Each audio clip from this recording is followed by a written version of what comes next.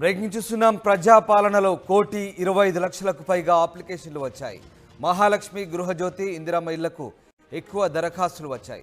కొత్త రేషన్ కార్డులు, ధరణి సమస్యలపైన భారీగా అర్జీలు పెట్టుకున్నారు. మహిళలకు 2,500 రూపాయల పథకంపై ఎక్కువ మంది ఇంట్రెస్ట్ చూపించారు. 200 యూనిట్లలోపు ఫ్రీ కరెంట్ కోసం ఎక్కువ దరఖాస్తులు వచ్చాయి. 500 రూపాయల గ్యాస్ సిలిండర్ కోసం కూడా ఎక్కువ అప్లికేషన్లు వచ్చాయి. 5 గ్యారంటీల కోసం కాకుండా ఇతర సమస్యలపై 20 లక్షల వరకు దరఖాస్తులు వచ్చినట్టుగా తెలుస్తుంది. మొత్తం మీద ప్రజాపాలన దరఖాస్తుల సంబంధించి నిన్నటితో గడువు ముగిసింది. దాదాపు 1,25,00,000 పైగా భారీగా దరఖాస్తులు వచ్చాయి. దీంతో ప్రజాస్పందన ఈ విధంగా ఉందో అర్థం చేసుకోవచ్చు. దాదాపుగా మహాలక్ష్మి, గృహజ్యోతి, ఇందిరమ్మ ఇళ్లకు ఎక్కువ దరఖాస్తులు వచ్చాయి. ఇక కొత్త రేషన్ కార్డులు, ధరణి సమస్యలపైన కూడా భారీగా అర్జీలు పెట్టుకున్నారు ప్రజలు. మహిళలకు 2,500 పథకానికి సంబంధించి కూడా ఎక్కువ మంది ఇంట్రెస్ట్ చూపినట్టుగా తెలుస్తుంది.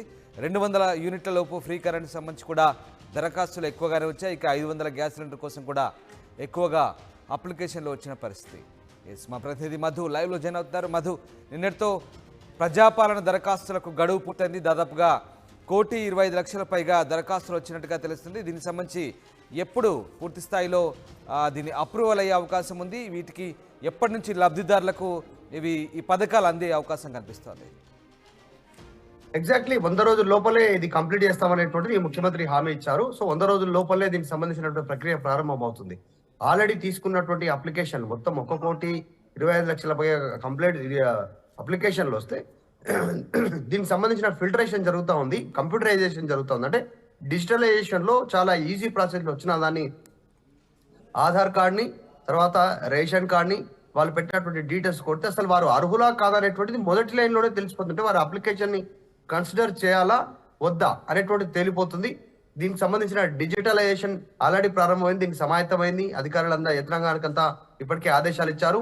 ముఖ్యమంత్రి కూడా స్పష్టంగా చెప్పడంతో అయితే దీనికంటే ముఖ్యంగా వచ్చినటువంటి అప్లికేషన్ల మొత్తంలో 20 లక్షల అప్లికేషన్లు 6 గ్యారెంటీలకు సంబంధం లేకుండా వచ్చినటువంటి పరిస్థితి ఉంది. అంటే వీరంతా కూడా వివిధ రీజన్స్, ఇంకా ఇతరత్ర కారణాలు, ధరణి కావచ్చు, ఇంకా వేరే సమస్యలు వారికి ఉన్న ఇప్పటి వరకు సాల్వ్ కాలేదు, పోలీస్ స్టేషన్కి వెళ్ళినా సాల్వ్ కాకపోయినటువంటి, తర్వాత స్థానికంగా ఉన్నటువంటి లీడర్ల ద్వారా ఉన్న సమస్యలు, వీటన్నిటిపైన వారు 20 లక్షలు కంప్లీట్ చేశారు. ఇక మొత్తం వచ్చినటువంటి కంప్లైంట్స్లో ఎక్కువ ఇందిరమ్మ ఇండ్లు, అలాగే మహిళలకు 2,500 రూపాయలు ఇస్తామన్నటువంటి దానిపైన ఎక్కువగా అప్లికేషన్స్ రావడం జరిగింది 6 గ్యారెంటీలకు సంబంధించి.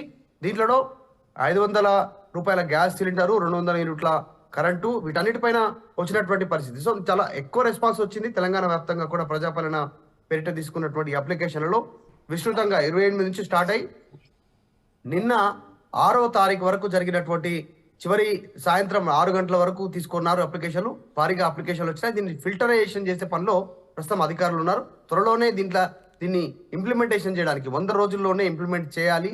అర్హులు ఎవరెవరో ఆ అర్హులందరికీ 2,500 గ్యాస్ సిలిండరు, ఇందిరమ్మ ఇళ్లకు సంబంధించినటువంటి డీటెయిల్స్ అన్ని చెక్ చేస్తా ఉన్నారు. ఎవరు అర్హులో వారికి అధికారుల నుంచి ఫోన్ వస్తుందని చెప్తా ఉన్నారు. తదుపరి మనకు ఆల్రెడీ ఎవరైతే అప్లై చేశారో జనాలకు ఒక రిసిప్ట్ ఇస్తా ఉన్నారు. ఆ రిసిప్ట్ లో డేటు, తర్వాత ప్రింట్ చేసి ఒక స్టాంప్ వేసి ఇస్తా ఉన్నారు. మనకు ఎవరైతే అర్హులో వారికి ఫోన్ వస్తుందని చెప్తున్నారు. సో భారీగా రెస్పాన్స్ రావడం జరిగింది. 1,25,000 అప్లికేషన్ రావడంతో ప్రస్తుతం అధికారులు దాన్ని ఫిల్టరైజేషన్ చేసే పనిలో పడ్డారు. రైట్. అలాగే మధు, ప్రస్తుతం ఈ విడతలో ఒకవేళ మిస్ అయిన వాళ్లకు మళ్ళీ ఎప్పుడు ప్రభుత్వం అవకాశం కల్పించే ఛాన్స్ ఉంది?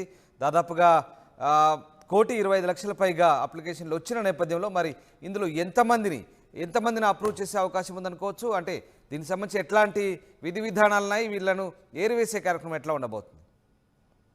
ఎగ్జాక్ట్లీ ఇప్పుడు ఎట్లా అంటే ఆల్రెడీ 2 రోజుల తర్వాత క్లారిటీ ఇచ్చారు ముఖ్యమంత్రి రేవంత్ రెడ్డి అప్లికేషన్లు తీసుకోవడం ప్రారంభించిన తర్వాత. ఎందుకంటే రైతు బంధు వస్తున్న వాళ్ళు, పెన్షన్ వస్తున్న వాళ్ళు వాటి కోసం అప్లై చేసుకోవద్దు. యథావిధిగా మీకు ఏ రకంగా వచ్చిందో అదే పెన్షన్ ఈ ప్రభుత్వంలో కూడా వస్తుంది. సో మీరు అప్లై చేసుకోవద్దు, మిగతా వాటికి అప్లై చేసుకోమని చెప్పారు. చెప్పినప్పటికి కూడా ఇంత పెద్ద రెస్పాన్స్ వచ్చింది.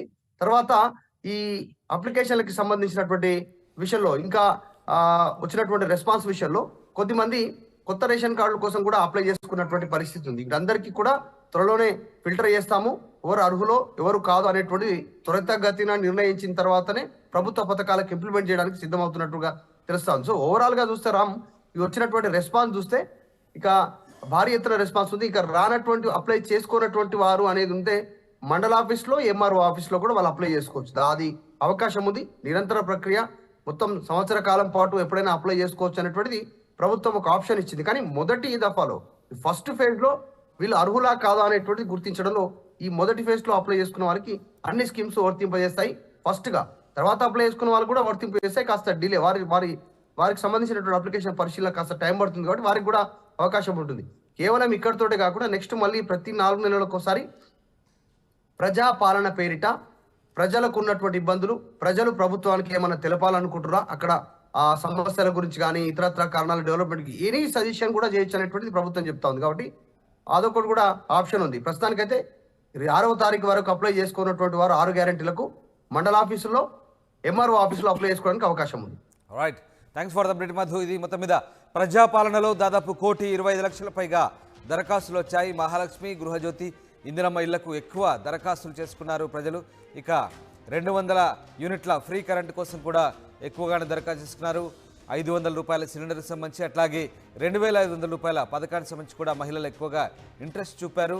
5 గ్యారంటీల కోసం కాకుండా ఇతర సమస్యలపై కూడా దాదాపుగా 20 లక్షల వరకు దరఖాస్తులు వచ్చినట్టుగా తెలిసింది. మొత్తం మీద వీటన్నిటి కూడా స్క్రూటినీ చేసి కంప్యూటరైజ్డ్ చేసిన తర్వాత, డేటా ఎంట్రీ చేసిన తర్వాత పూర్తి స్థాయిలో వీటిని లబ్ధిదారులు ఎంపిక చేసే అవకాశాలున్నాయి.